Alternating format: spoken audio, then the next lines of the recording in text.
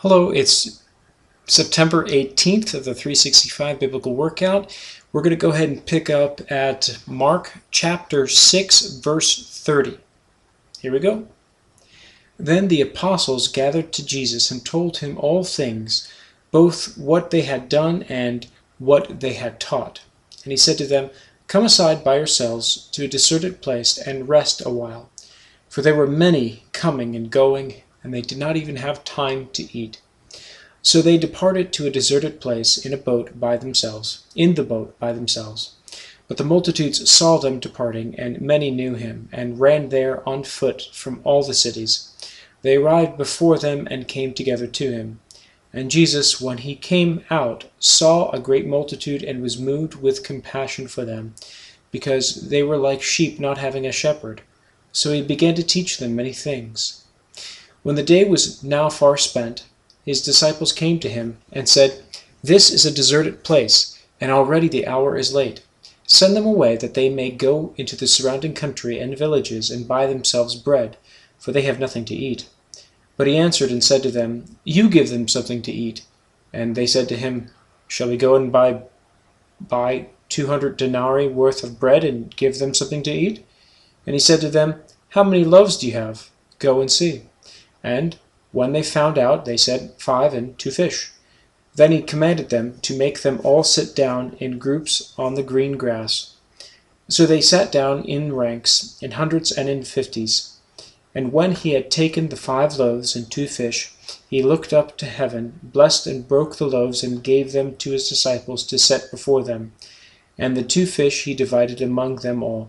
So they all ate and were filled, and they took up 12 baskets full of fragments and of the fish. Now those who had eaten the loaves were about 5,000 men. Immediately he made his disciples get into the boat and go before him to the other side, to Bethsaida, while he sent the multitude away. And when he had sent them away, he departed to the mountain to pray. Now when evening came, the boat was in the middle of the sea, and he was alone on the land. Then he saw them straining at rowing, for the wind was against them. Now about the 4th watch of the night he came to them, walking on the sea, and would have passed them by. And when they saw him walking on the sea, they supposed it was a ghost, and cried out. For they all saw him, and were troubled. But immediately he talked with them, and said to them, "Be of good cheer, it is I, do not be afraid." Then he went up into the boat to them, and the wind ceased. And they were greatly amazed in themselves beyond measure, and marveled, for they had not understood about the loaves, because their heart was hardened. When they had crossed over, they came to the land of Gennesaret, and anchored there. And when they came out of the boat, immediately the people recognized him, ran through the whole surrounding region, and began to carry about on beds those who were sick to wherever they heard he was. Wherever he entered, into villages, cities, or the country, they laid the sick in the marketplaces, and begged him that they might just touch the hem of his garment. And as many as touched him were made well. Chapter 7. Then the Pharisees and some of the scribes came together to him, having come from Jerusalem. Now when they saw some of his disciples eat bread and with defiled, that is, with unwashed hands, they found fault. For the Pharisees and all the Jews do not eat unless they wash their hands in a special way, holding the tradition of the elders. When they come from the marketplace, they do not eat unless they wash, and there are many other things which they have received and hold, like the washing of cups, pitchers, copper vessels, and couches. Then the Pharisees and scribes asked him, "Why do your disciples not walk according to the tradition of the elders, but eat bread with unwashed hands?" He answered and said to them, "Well did Isaiah prophesy of you hypocrites, as it is written, 'This people honors me with their lips, but their heart is far from me, and in vain they worship me, teaching as doctrine the commandments of men.' For laying aside the commandment of God, you hold the tradition of men. The washing of pitchers and cups, and many other such things you do." He said to them, "All too well you reject the commandment of God, that you may keep your tradition. For Moses said, 'Honor your father and your mother,' and he who curses father or mother, let him be put to death. But you say, if a man says to his father or mother, whatever profit you might have received from me is Corban, that is, a gift to God, then you no longer let him do anything for his father or his mother, making the word of God of no effect, through your tradition which you have handed down, and many such things you do. When he had called all the multitude to himself, he said to them, Hear me, everyone, and understand. There is nothing that enters a man from the outside which can defile him, but the thing which comes out of him, those are the things that defile a man.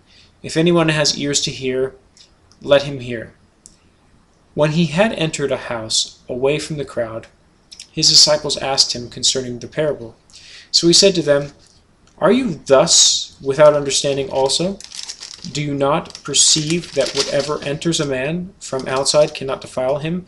Because it does not enter his heart, but his stomach, and is eliminated, thus purifying all foods. And he said, What comes out of a man, that defiles a man. For from within, out of the heart of men proceed evil thoughts, adulteries, fornications, murders, thefts, covetousness, wickedness, deceit, lewdness, an evil eye, blasphemy, pride, and foolishness. All these evil things come from within and defile a man. From there he arose and went to the region of Tyre and Sidon, and he entered a house and wanted no one to know it, but he could not be hidden. For a woman whose young daughter had an unclean spirit heard about him, and she came and fell at his feet. The woman was a Greek, a Syrophoenician by birth, and she kept asking him to cast the demon out of her daughter. But Jesus said to her, Let the little children be filled first, for it is not good to take the children's bread and throw it to the little dogs. And she answered and said to him, Yes, Lord, yet even the little dogs under the table eat from the children's crumbs. Then he said to her, For this saying, go your way, the demon has gone out of your daughter. And when she had come to her house, she found the demon gone out, and her daughter lying on the bed. Again, departing from the region of Tyre and Sidon, he came through the midst of the region of Decapolis to the Sea of Galilee.